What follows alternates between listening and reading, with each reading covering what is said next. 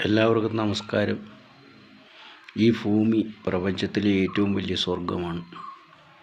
ഇവിടെ ഈ പ്രപഞ്ചം എല്ലാവർക്കും തുല്യമായി അവകാശപ്പെട്ടതാണ്. ഒരു വ്യക്തി ആക്രാന്തം കൂടി ഒത്തിരി അടിച്ചു മാറ്റി എല്ലാം സ്വന്തം കീശയിലാക്കി സ്തുതിപാഠകരെ കൊണ്ടും ഗുണ്ടകളെ കൊണ്ടും ഞരമ്പ് രോഗികളെ കൊണ്ടും തൻ്റെ ഇസമാണ് ശരിയായ ഇസമെന്ന് പറയുന്നെങ്കിൽ ആ വ്യക്തിയെ എന്ത് വിളിക്കണം? ഇവിടെ കായംകുളം കൊച്ചുണ്ണി എന്ന് പറഞ്ഞ ഒരാളുണ്ടായിരുന്നു കേരളത്തിൽ. അയാൾ പണക്കാരുടെ സമ്പത്തെല്ലാം കൊള്ളയടിച്ച് പാവങ്ങൾക്ക് ദരിദ്രർക്ക് വിതരണം ചെയ്യുമായിരുന്നു. എന്നാൽ ഇപ്പോഴുള്ള ഒരു കൊച്ചുണ്ണി പാവങ്ങളുടെ മുഴുവൻ നട്ടലിൽ കാവടി പോലെ വളച്ച് അവർക്ക് കഴിയാനുള്ളത് മുഴുവൻ അടിച്ചു മാറ്റി എല്ലാം കോടികൾ കൂട്ടി വച്ചിരിക്കുക. എന്നിട്ടോ പറയുന്നത് എന്തുവാ? ഈക്വലിസം. ഇതാണോ ഈക്വലിസം? ഇവിടുത്തെ പട്ടിണി പാവങ്ങളുടെ അത്താഴക്കലത്തിൽ കൈയിട്ട് വാരി വടിച്ച് നക്കിയിട്ട് അവർക്ക് കൊടുത്തെന്നു. എന്തോ കൊടുത്തെന്ന 400 രൂപ കൂട്ടിക്കൊടുത്താൽ എന്തിന് തികയും പറ? ഇന്ന് സാധനങ്ങൾക്കെല്ലാം തീ പിടിച്ച വിലയാണ്. ഈ വില കൊണ്ട് 400 രൂപയ്ക്ക് എന്ത് മേടിക്കാനാണ്? അവർക്ക് 5000 രൂപയെങ്കിലും പെൻഷനായിട്ട് കൊടുക്കണം. തൊഴിലുറപ്പ് വേതനം കൂട്ടണം. അത് ദിവസക്കൂലി 500 രൂപയാക്കണം. 200 രൂപ 200 ദിവസത്തെ പണി കൊടുക്കണം. കൂടാതെ അവർക്ക് ബിലോ പോവർട്ടി ലൈനിലുള്ളവർക്ക് 30 കിലോ അരി ഫ്രീ ആയിട്ട് കൊടുക്കണം. അവർക്ക് കൊടുക്കുന്ന ഈ 5000 രൂപയിൽ 500 രൂപ പിന്നെ മെഡിക്കൽ ഇൻഷുറൻസിനായിട്ട് മാറ്റി വെപ്പിച്ചിട്ട് എല്ലാ ആശുപത്രികളിലും അവർക്ക് ചികിത്സാ സഹായം ലഭിക്കണം. ഏത് ആശുപത്രിയിൽ പോയി ചികിത്സിച്ചാലും അവർക്ക് ഈ പൈസയിൽ നിന്ന് അവരുടെ ചികിത്സാ ചെലവ് കൊടുക്കണം.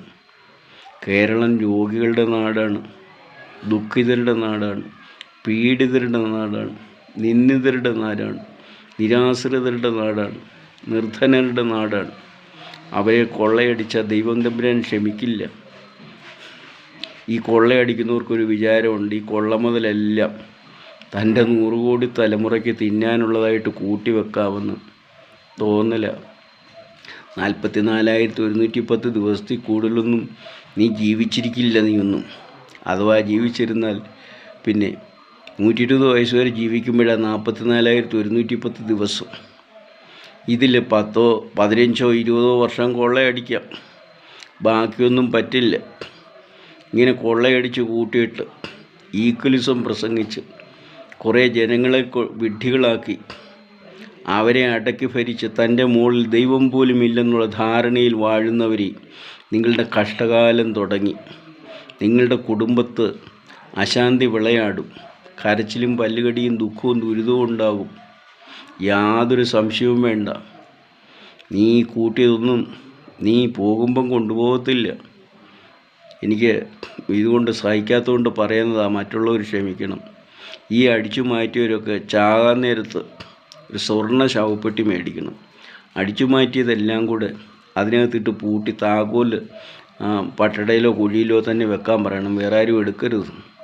എടുത്തുകൊണ്ട് പോയാൽ എന്തോ ചെയ്യും? സംഭവാമി യുഗേ യുഗേ. ഇന്ന് നിൻ്റേതായി കാണുന്നതൊക്കെ നാളെ നിൻ്റേതല്ലതായി തീരും. കേരള ചരിത്രം പരിശോധിച്ചാൽ അറിയാം. ഇവിടെ ദുഃഖിതരെ അടിച്ചമർത്തിയവർ ആരും രക്ഷപ്പെട്ടിട്ടില്ല. അവരുടെയൊക്കെ അനന്തര തലമുറ ഇന്ന് അനുഭവിച്ചുകൊണ്ടിരിക്കുക. ദുഃഖിതരെയും പീഡിതരെയും നിന്ദിതരെയും നിരാശ്രിതരെയും എക്കാലവും അടിച്ചും പിന്നെ തകർത്ത് അവരുടെ മേൽ ആധിപത്യം സ്ഥാപിച്ച് തൻ്റെ ഇസം നടപ്പാക്കാമെന്ന് വ്യാമോഹിക്കുന്ന വിഡ്ഢികളെ നിങ്ങൾക്കയ്യോ തെറ്റി.